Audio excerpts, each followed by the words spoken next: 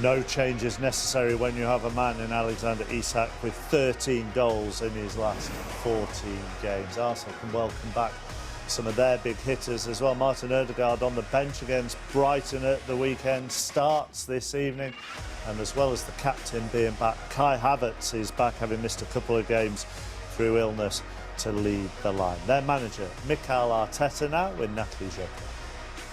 Mikel, some good news on players available, but I wanted to ask you specifically about Kai Havertz. How much of a boost is it to have him back, considering not only goals, but how much damage he can do with his overall game up front? Yeah, it's obviously great news. We have missed a few players in the last few weeks, so great to have him back. Yeah, big occasion, big game for us, so looking forward to it.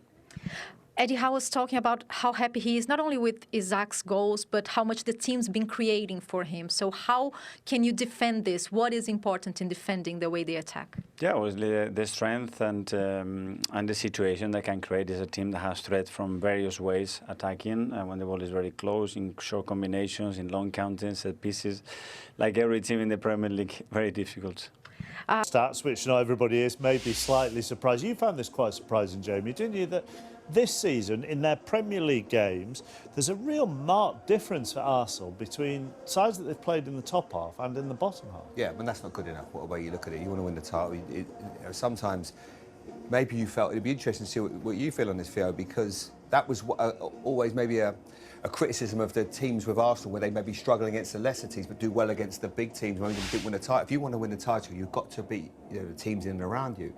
Now that's why I suggest I don't think they've been as good this season, not as clinical. And it's not, you can't just rely on set pieces in games, and that's something that I feel they've certainly got to get better at. I would say as well, it's like flipped on its head at times.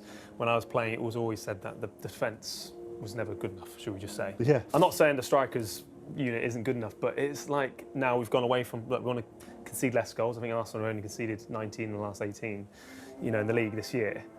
So for me, look, they've gone, look, be hard to beat, but now we're not actually influencing games like we have done. Yeah, that flair, yeah, exactly that. I think that's gone away from and that's what I was saying before of Arsenal. That's what Arsenal are known for. Don't go away from that, and I think we are slowly starting to go away from that. Do you know what their best 11 is? And I'm not meaning that as a criticism, because they have a few more options now. They've got a few more midfield options. Maybe they've got a couple more further forward in the wide areas. Maybe a year, 18 months ago, the squad wasn't quite as big and you could name their strongest 11 and there was consistency. Do you feel that at the moment? There's certain elements of the team I can, but I couldn't tell you the 11 down the right-hand side. So it's going to change his game a lot tonight. We talk about, obviously, he influences a lot of players, but it's going to be different tonight. Do you think it might help Martinelli playing on the right, where he can go down the line and he can cross the ball up? Yeah, I have said this because he's a player that at times can be a bit like a headless chicken. I do feel like. I mean, I was sometimes, look, head down, use your strengths. His pace. When you're one-on-one, I'm always at times, I get sick to death when players give it back to the fullback and expect him to do something. I'm like, you're a forward player, you go do it. You do that job. You do the gifts that God gave you, that got you to become a professional footballer. I think it will benefit him, might benefit Havertz, obviously on the outside. Isak's getting benefit from, obviously, Murphy. I think for Martinelli at times he can overthink things. I think just stick to what you're good at. But is that partly coaches' instructions nowadays? As in, we want to keep the ball. We don't want to lose the ball. We want to keep the ball. So if you try and beat your man, you'll lose it, and we don't want that. Whereas if you come back to your full-back, we've kept the ball, we've kept possession, we'll work the opposition. It's a good debate, because you look at Forest right now. I love counter-attacking football. I love pace and energy and getting off your feet, and I was that type of player. I was. And it's all about what you do with the ball. It doesn't matter what possession. It's all about that final result. And as well, fans want to see excitement. We don't want to see passing it back and forth. I'm not saying Arsenal do this, but at times there's situations games where they can go for the kill when players are out of position. And that's when you say, go for it. But yes, I get it. At times there's patterns of play that managers like to try and break down teams. But I'm at times when teams are out of position, that's the best time to attack. But Forest do it the best at the moment in time. Then one shot on target second half Arsenal against Brighton. Even when they had enough time, and there's been a lot of debate about the penalty, and he said the manager said he'd not seen anything like it before. Proven, and we haven't got Bukayo Saka, it makes it a lot more difficult. But you do have Martin Ødegaard back who didn't start against Brighton, who came on against Brighton. So they are more creative. It's obvious in say, but they are more creative when Ødegaard is in there. Yeah, I mean, maybe he's rested him for this game because we were talking about him. Just smashed that over the bar from 3 yards. That's not a great finish. That's unfortunate timing, but anyhow. No, but again, you know, you think of the importance of this game, and maybe he's rested him for perhaps, you know, to play in this game rather than the weekend, because I know the Premier League's not gone, but Liverpool looks so strong at the very top. They might be hard to catch. But this guy, for me, he's a really special talent. He makes them tick. He sees things that other players don't see, and yeah, they're much stronger when he starts. That's for sure. Yeah, lovely footballer. You know, he just makes it look effortless. But there has been times when, you know, when he didn't play early in the season, you could see how much they missed that guile and that ability to pass the ball. And their connection with Bukayo Saka was just instrumental, because you felt that with those two on the pitch, something will happen. Now they have to find a different way. And he has to, as a captain, really go and take these games by the scruff of the neck and make things happen. You know, he's such an important player for them. Theo, just one line? Yeah, I mean, look, I echo what everyone said. Yeah, again, he was a player that came in at very young at Arsenal. When I was there, and I thought, this guy, we need to get hold of him. I would love to have played with him, and sadly, he moved on.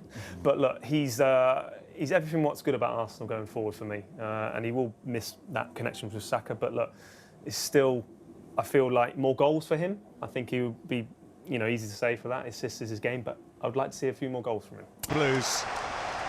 But he arguably goes as strong as he can here. David Raya, a semi-finalist with Brentford 4 years ago. Jurriën Timber was suspended at the weekend. He's back tonight, as is Miles Lewis-Skelly. He's in for Ricardo Calafiore.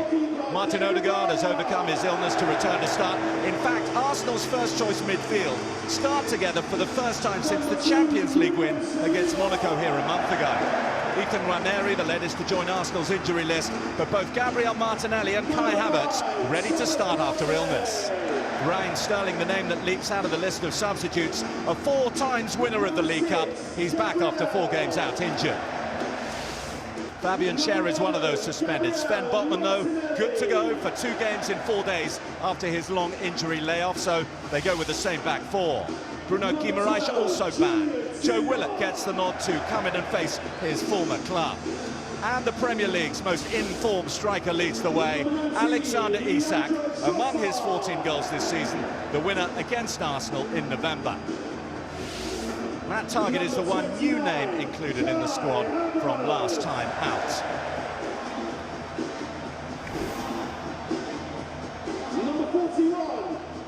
Eddie Howe and Mikel Arteta, quite a rivalry between those two. There have been some spicy encounters.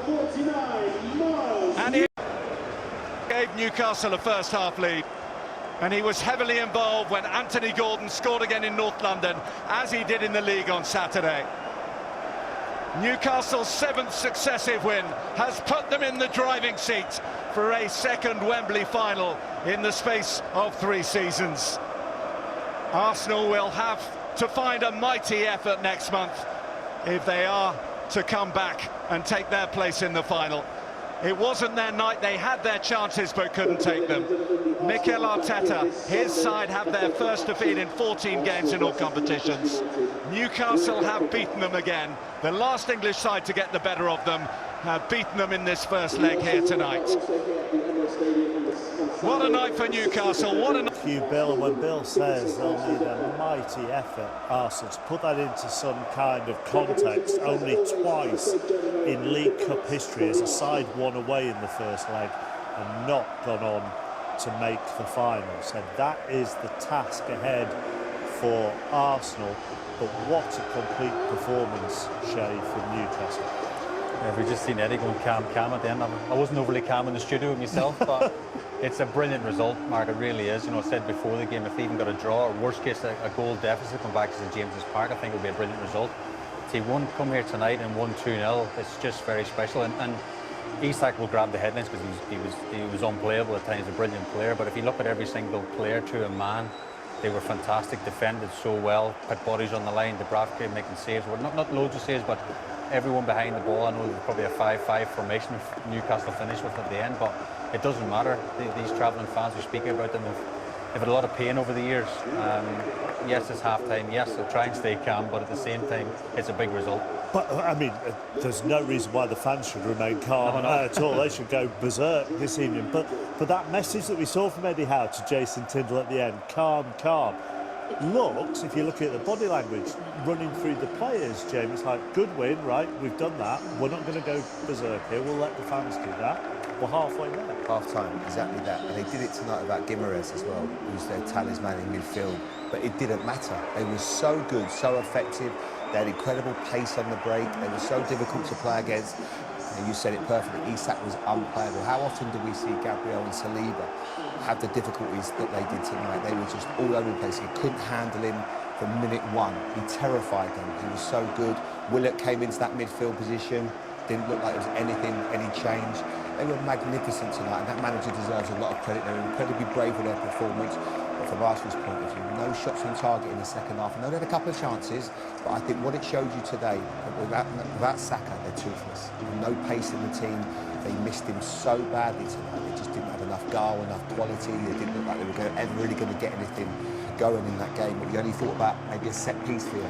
Yeah, you took the words out of my mouth, to be honest. It was a very lacklustre performance towards the second half. It's going away from what Arsenal are about at times, is being free-flowing football and creating chances, off the cuff from players at this moment in time. Playing with a bit lack of confidence, I think it's clear to see. I think it was a lot of nerves at the stadium itself, which has been a first for a long time. But just back to, there's so much for us to unpick from both sides here over the course of the next 45 minutes or so. But Isak was head and shoulders above, and the difference between the two. But there isn't a single Newcastle player that you wouldn't praise tonight. Shea said, well, he's had a good game. You go, well, actually, he's had a good game, and he's had a good game, all of them. Yeah, they all actually enjoy defending and working as a team and togetherness there in that group of players. Even the players that came on were quite happy to work after each other because they knew how important it is to get to the next stage. And of course, we know it's half-time, but look, just give credit to Newcastle, what they've done here. Not an easy place. Obviously, Arsenal have been undefeated here. To make them look at times very average, like Jamie just said there, not creating any chances, it'd be very disappointing on the Arsenal side of things. But for Newcastle, look, they've been playing with this confidence, which Arsenal at this moment in time have lost. Those away fans aren't going anywhere. Is it up there with Arsenal? How can they have that? They've had 3 shots on target, but their expected goals is more than that, of 3.09. That's their highest XG this season without scoring. And it's their third most shots in a game this season, 23, but only 3 of those, as we were saying, on target. And the stats make it look very dominant for Arsenal, whereas from the thoughts of Jamie and Shea and Theo, it didn't feel like that watching it. Awful lot to discuss, but first of all, let's get some reaction from the Newcastle camp. That man there won player of the match, and he is alongside his captain with Natalie Joe. Boys, well done. An ambitious performance here at the Emirates, especially the second half, the commitment you showed when Arsenal was just throwing everything must make you proud.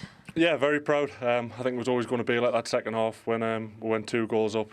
Obviously, it's only half a job done, but yeah, I thought 2-man, everyone defended brilliant. Yeah, and another goal from this guy here.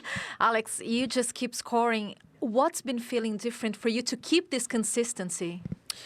No, I think it comes down to a team thing. I think we've been, first of all, very solid defensively, and then we have the quality up front. Today was, again, Jacob who assisted me, so I just tried to be in the right place to finish the attacks. A very fruitful combination. What is it about you two that's been working so well? Because you've been combining for 7 goals already. Yeah, no, I think... yeah, it's just the connection. I think we found that in a good way. He gets into good positions, and he seems to find me a lot, which is positive for me and for the team as well. And Alex mentioned the commitment then in defending, especially in the second half with the set pieces, 11 corners, and you guys just throwing bodies in the box. How key was this level of commitment here at the Emirates? Yeah, massive. I think to get a result, yeah, you're going to have to defend set pieces well. They're so good at them. So, yeah, I thought everyone was brilliant. They've had chances. I'm sure they probably would have deserved a goal, but just throwing bodies on the lines managed to get over. Yeah, Eddie Howe already mentioned that in the past couple of seasons, it was a key part of your game to defend really well, and a key part of this identity. So how central is it for you guys when you are defending in this level to just keep going? Yeah, I think it just gives us a good platform to build on. We've had a sticky patch where we're conceding quite a few goals, but we've had a few clean sheets in a row now. But I think that's the whole team. That's not just sort of the back lads. I think you've seen the way that we defended second half there was brilliant. But as I said, it's only really a job half done. They've got sort of nothing to lose now coming to St James's, so we'll have to be ready for it. Yeah, job half done, but it's a big step. How big of a step is it to go to St James Park with a 2-0 up? No, of course we came here with the intention to bring a good result home, and we did. But as Bernie said, it's just halfway done, and we have some time to change things and to come back and do the same job in St James's Park, which is obviously positive to play at home. And congratulations, you are player of the match. So. Well done, buddy. Thank you. Thank you. Thank you, guys. There must be horrible interviews to do those because you've won 2-0, but it's only the first leg, so you kind of want to look happy, but you can't look too happy. Look, we know as players, ex-players, they're very happy in that dressing room right now. Of course they are. They've got to say, do the right things, be professional in the manner, because obviously you need to show that respect as well to Arsenal, because still we're talking about an Arsenal team that are challenged for the title, still, close with Liverpool. So look, we can't shade away from it, but I think going now to St James's Park, I always felt Arsenal needed to be in front, because it's never going to be an easy place to play football. Never has been. But look, they're playing with confidence. A lot can happen. Like we say, it's a long period of time now until that next game. So I think there's a lot that could change in this moment in time. I think the great thing with Isak in this moment in time for him